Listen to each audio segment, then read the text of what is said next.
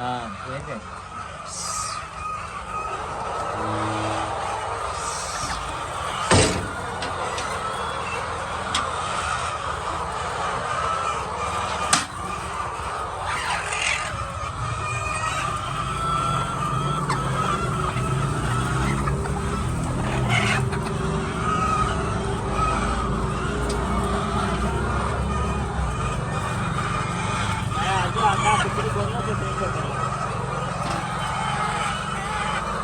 ਜਿਹੜੀ ਕੋਈ ਦਿੰਦੀ ਹੋਈ ਫੜ ਲਈ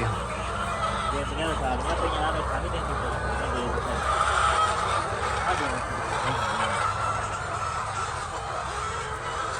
ਇੱਥੇ ਹੀ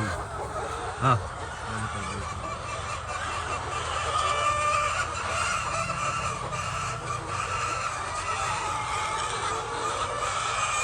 ਇਹ ਨਿਕਲੀ ਬਾਹਰ ਇਹ ਅੰਨਾ ਹੈ